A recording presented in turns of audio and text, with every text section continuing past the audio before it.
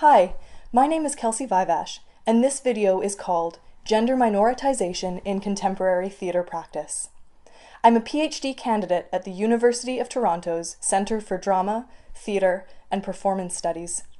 My research focuses on the historical and contemporary use of bodily fluids in performance practice, and how their inclusion might relate to social and cultural understandings of subjectivity.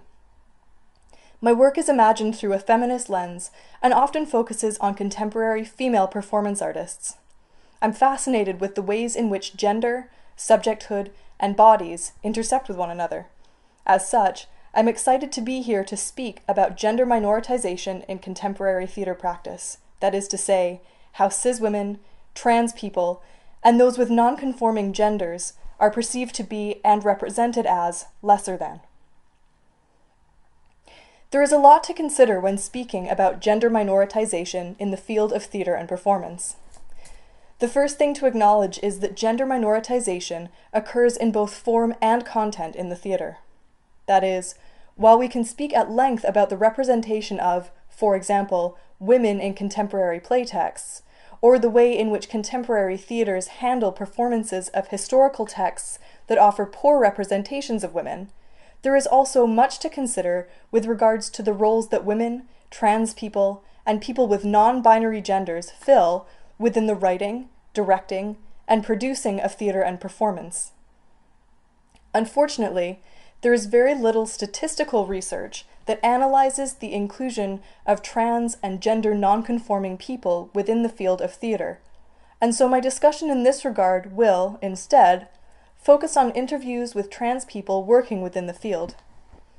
With regards to the inclusion of women, I will be referring to the extremely comprehensive 2015 report on equity in Canadian theatre written by Michelle MacArthur, and a 2015 study by Nicholas Hansen and Alexa Elser that offers a statistical breakdown regarding plays performed in Canadian universities and colleges as analysed by the gender of their playwrights. A second thing to consider here is that contemporary gender minoritization in theatre is rooted in a history of this type of exclusion, discrimination, stereotyping, and marginalization, and that due to the pervasive nature of this history, performances on contemporary stages can, if not executed with careful consideration to the politics of gender, very easily reiterate offensive historical stereotypes and prejudices. This is, of course, also true with regards to race, ability, sexual orientation, age, etc. For a salient analysis of these prejudices, you should refer to other videos in this series. Regarding the contemporary presentation of gender in contemporary performance, however, I will be referring to the work of companies and performers whose work is particularly accomplished in this regard, and whose strategies may provide a useful starting point for others approaching texts whose gender politics are questionable. While I recognize that this short video can only present a cursory look at a huge and complex topic, I hope that it will raise important questions and provide a starting place from which to engage in further research on what is a critical and timely topic. So to begin with, let's discuss women, trans people, and gender non-conforming people, and the roles that they fill in contemporary theatre practice. At the 2015 Canadian Association of Theatre Research, CATR, conference at the University of Ottawa, I was lucky enough to attend a roundtable discussion titled Staging Equity, Actualization or Appropriation, which was organized by Lane Zisman Newman and Rebecca Burton of Equity in Theatre, EIT. EIT describes itself as, quote, an inclusive, multifaceted, and multi-partnered initiative designed to remedy existent inequities in the cultural sector, end quote. And their work over the last year has been instrumental in publicizing the often bleak research that discusses and analyzes gender equity in theatre. The roundtable that they hosted at CATR featured statistics from Michelle MacArthur's 2015 report on gender equity, and also contained the aforementioned paper by Nicholas Hansen and Alexa Elser, who turned their attention to artistic programming at Canadian colleges and universities. Together, These statistics were alarming. MacArthur's report asserts that while women make up more than half of all theater school students, after they graduate, their representation in creative leadership roles drops to fewer than 30%. She goes on to specify that the most inequitable field within the theater is that of playwriting. She cites a 2013-2014 study by Playwrights Guild of Canada in which they report that of the 812 productions staged over the 2013-2014 season, 63% were written by men, while only 22% were authored by women and 15% penned by mixed-gender partnerships. For their part, Hansen and Elser take their statistical analysis from productions at Canadian post-secondary institutions, presenting a result that speaks to massive inequity with regards to the work produced therein. The information that they gathered was taken from 43 Canadian schools and analyzed 434 theatrical productions. Of these, 74% were male-authored, 18% were written by women, and 8% emerged from mixed-gender partnerships. Indeed, there were 12 institutions that staged a total of 0 plays by women for the 3-year period of 2012 to 2015, meaning, as Hansen and Elser pointed out, that some students could have started and finished their programs without ever seeing a play by a woman performed by their institution. To return momentarily to Michelle MacArthur's report, one of the recommendations that MacArthur calls for is statistical analysis that breaks down her own findings into categories that will lend an intersectional eye to the research and provide analysis on the experiences of other marginalized groups, including LGBTQ. Unfortunately, this research has yet to be undertaken, and so a statistical analysis of the inclusion of trans people and people with non-binary genders is not available to me for this video. I have, however, spoken with trans and gender non-conforming professionals and theater students about their experiences and would like to share some of their thoughts. One trans man I spoke to named Ian intimated to me that his experiences with the theater company he currently works with had, on the whole, been quite positive, but that his perception of the broader theater industry with regards to its treatment of trans people was significantly less so.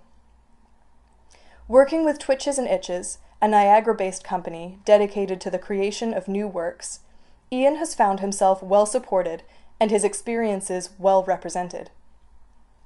His fears that his vocal range would change during his transition and alter his abilities as a singer were heard by the company's artistic director, who responded by suggesting that the company support a one-person show about a trans singer trying to maintain a sense of artistry while transitioning. The show will feature music that Ian records as a duet with himself, with one voice recorded prior to Ian beginning testosterone, and one voice recorded 6 months later. Despite the support from his company, however, Ian assessed the general tenor of gender-based marginalization in the industry to be quite rampant. For example, in terms of technical jobs that Ian was offered, he noted that he felt as though he was taken less seriously when he presented as a queer woman than when he began identifying as male. He described this as feeling more as though he were one of the guys on the team after coming out as trans, and noted that he was given more responsibility and was allowed more of a leadership role in which he was hired as the solitary go-to guy for tech work, whereas previously he had always been part of a team. Additionally, in terms of his acting work, Ian noted that he was told by an empathetic and supportive acting and voice coach that unfortunately, due to the current climate in the field, he would be more likely to receive roles in productions once he could pass as male than he has been able to acquire while presenting as a queer woman. Now that we know a little about the state of the field when it comes to employment, let's turn to look at representations of gender in performances on the contemporary stage. Specifically, I'd like to take a brief look at what problems can arise in performances with regards to gender representation, and then follow this up by discussing theater companies and performers who actively work to ensure that they don't reinscribe harmful biases through their performances and in their teachings, and indeed to actively work against them by promoting marginalized voices. Problems with regards to gender representation in performance can arise in a number of different ways. Firstly, historical texts that are not treated with a sufficiently critical eye can operate to perpetuate harmful gender stereotypes when performed on contemporary stages. Take, for example, the regular contemporary portrayals of August Strindberg's Miss Julie, a strongly misogynist text in which women are demonized and their sexuality is pathologized. Additionally, training bodies to perform in historical roles can become an exclusionary practice without careful attention to the politics being presented. Even strategies used to combat this, such as colorblind casting and cross-gender casting, can be extremely problematic, as they ignore the diverse experiences of marginalized people in historical times. There are issues regarding the representation of trans and gender nonconforming people too, as they are not sufficiently represented in contemporary productions. The result of this is that trans and gender nonconforming stories and voices are not heard, and actors with non-binary genders have limited roles in which they can be cast, particularly when these roles are offered to cisgender actors, for example in films like Transamerica and Boys Don't Cry, and television series Hit and Miss.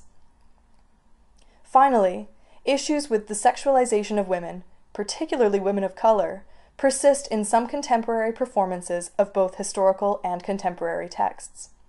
Women are regularly depicted as either virginal, matronly, or promiscuous, and this reliance on sexuality to frame female characters is made further demeaning by the gratuitous sexualization of female bodies that happens so regularly in theater and film. There are, however, a number of theater initiatives whose work actively opposes these exclusions, erasures, and poor representations. Urban Curves is a theater company based in Calgary, Alberta, whose mandate is to, quote, invest in and celebrate women's perspectives, stories, and experiences through the art of theater, and to advocate for an artistic ecology that recognizes the bravery and excellence of its female contributors, end quote. Their work focuses not only on their annual Girls Gone Wild, that's Wild with an E, festival, a week-long event that includes performances, staged readings, discussions, and workshops, but also community initiatives such as the Take Back Halloween event, which constitutes a feminist Halloween party that eschews the sexualized and demeaning costumes in the girls' aisle, opting instead for a celebration of superheroines and a feminist costume contest. Alumni Theatre, based in Toronto, Ontario, is another company whose mission is the advancement of women in theatre through skill development initiatives and active promotion. Their season each year consists of 3 main stage productions, as well as the Fireworks Play Series and the New Ideas Festival, which consists entirely of new works. The company also hosts the New Ideas Group to foster relationships between emerging and established women playwrights, and to offer a space in which to share and support writing. Additionally, the field of performance art has proven an exciting venue for female, trans, and gender nonconforming artists to enact self-representations and share embodied experiences with spectators.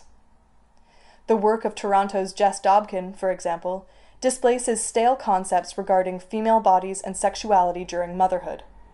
For example, her performance entitled Fee for Service, which took place at Nuit Blanche in 2006, featured Dobkin sitting in a secluded booth in which attendees were invited to enter, one at a time, and after verbally negotiating the terms of the performance, sharpen a pencil using an electric pencil sharpener that Dobkin had inserted into her vagina.